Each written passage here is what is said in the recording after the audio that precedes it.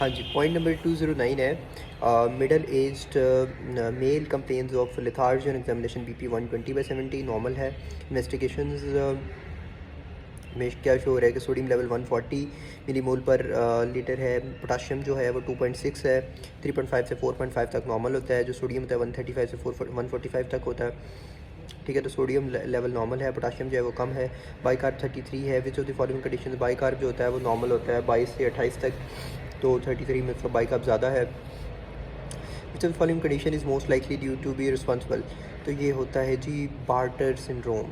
अच्छा, अब जो है ये डिफरेंट सिंड्रोम्स हैं, क्विकली इनके बारे में थोड़ा थोड़ा देख लेते हैं।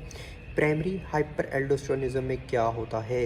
प्राइमरी हाइपर एल्डोस्टेरोनिज्म में ब्लड प्रेशर ज़्यादा होता है, प्लाज्मा रेनिन जो है वो कम होता है, एल्डोस्टेरोन ज़्यादा है ना, तो एल्डोस्टेरोन जो है वो डेफिनेटली रेनिन को कम करेगा, ठीक है, और ब्लड प्रेशर को ज़्यादा करेगा, ठीक है। रेनिन को कम क्यों करेगा? बिकॉज रेनिन इटसेल्फ जो होता है बीपी ज़्यादा करता है, तो बीपी तो ऑलरेडी ज़्यादा हो जाता है ना, एल्डोस्टेरोनिज्म की वजह से सोडियम ज़्यादा आया, वाटर की डिपोजिशन ज़्यादा होने शुरू हो गई, तो ये एक पूरा फीडबैक है। अच्छा, अब बार्टर सिंड्रोम में क्या होगा? बार्टर सिंड्रोम में क्या होगा? बार्टर में रेनिन भी ज़्यादा होगा, एल्डोस्टेरोन भी ज़्यादा होगा, और ब्लड प्रेशर जो है वो नॉर्मल होगा, ठीक है। गिटलमैन सिंड्रोम में क्या होगा? गिटलमैन सिंड्रोम जो होता है उसमें ब्लड प्रेशर जो है वो नॉर्मल होता है, रेनिन जो है वो इंक्रीज़ होता है, एल्डोस्टेरोन जो है वो इंक्रीज़ होता है, ठीक है, और लेकिन सीरम मैग्नीशियम और कैल्शियम भी कम होंगे। जो बार्टर है ना उसमें यूरिन कैल्शियम जो होता है, यूरिन कैल्शियम जो होता है वो इंक्रीज़ होता है, लेकिन जो गिटलमैन है इसमें मैग्नीशियम और यूरिन कैल्शियम, सीरम मैग्नीशियम और यूरिन कैल्शियम जो है दोनों ही डिक्रीज़ होंगे। लिडल सिंड्रोम जो होता है, लिडल सिंड्रोम उसमें एल्डोस्टेरोन डिक्रीज़ होगा। अभी तक कोई भी ऐसी चीज़ नहीं पड़ी जिसमें हमने एल्डोस्टेरोन कम किया, तो एल्डोस्टेरोन डिक्रीज़ होगा लिडल सिंड्रोम में, और ब्लड प्रेशर और रेनिन जो है इसका अपोजिट रिलेशन होगा, ब्लड प्रेशर जो है वो ज़्यादा होगा, रेनिन जो है वो कम होगा।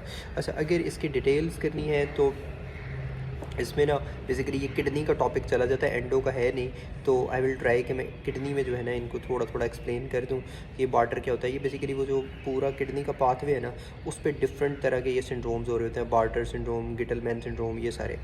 तो कोई लूप ऑफ फैनले पे जो होता है उस वाले मैकेनिज़्म पे होता है, कोई पीसीटी, बहरहाल वी विल डू डैट। कुछ एमसीक्यूज़ कर लेते हैं जी इसके ही।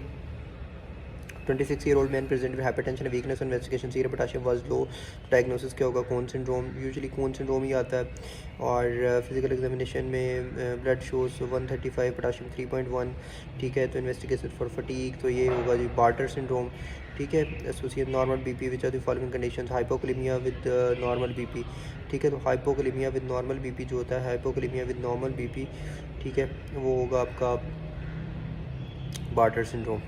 अच्छा जी, patient with hypertension, hypokalaemia, Liddle syndrome हो गया, ठीक है, metabolic alkalosis, hypokalaemia, normal BP, तो ये हो गया जी गिटलमैन सिंड्रोम। मेटाबॉलिक अल्कलोसिस भी साथ दे दिया तो गिटलमैन सिंड्रोम। अच्छा जी, उसके बाद रहता है 210 है जी about follicular carcinoma of thyroid, उसके बारे में क्या चीज़ इंपॉर्टेंट है? वास्कुलर इन्वेजन, ठीक है, तो चलो let's quickly do cancers. Papillary cancer के 6 पीस याद रखने हैं। पॉपुलर है, मोस्ट कॉमन थायराइड कैंसर है। P for palpable lymph nodes and lymphatic metastasis, इसका कॉमन होता है। Post radiation in head and neck, one of the cause है। Peerless prognosis, excellent prognosis because it is slow going tumour है, तो इसका peerless prognosis है। I am not talking about poor prognosis, I am talking about peerless prognosis, excellent prognosis, slow growing है। Topping eyes होती हैं, clear orphan any I nuclear होता है, स्मोमा bodies होती हैं। Follicular carcinoma far away, F से follicular, F से far away metastasis, blood bone metastasis, invades capsule, uniform follicles होते हैं इसमें। Identification of capsule and invasion से इसका डायग्नोसिस बनता है जी।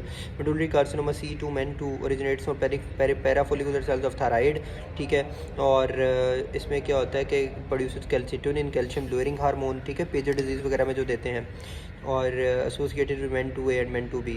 एनाप्लास्टिक कार्सिनोमा क्या होता है? Tends to occur in older patient, very poor prognosis, तो पुअर प्रोग्नोसिस एनाप्लास्टिक होता है। चलो जी, कुछ एमसीक्यूज कर देते हैं। कैल्सिटोनिन प्रोड्यूसिंग CA जो होता है मेडुलरी कार्सिनोमा होता है। Medullary carcinoma thyroid rises from parafollicular cells of thyroid from neural crest cells और which from ultimobranchial body, fourth pouch, ठीक है।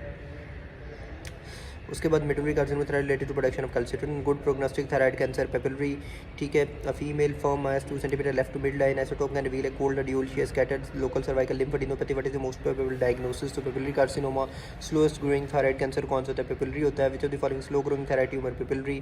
Thyroid hormones are produced by follicular cells, calcitonin given in पेजर disease, calcitonin release in which malignancy? Thyroid malignancy. Okay sir,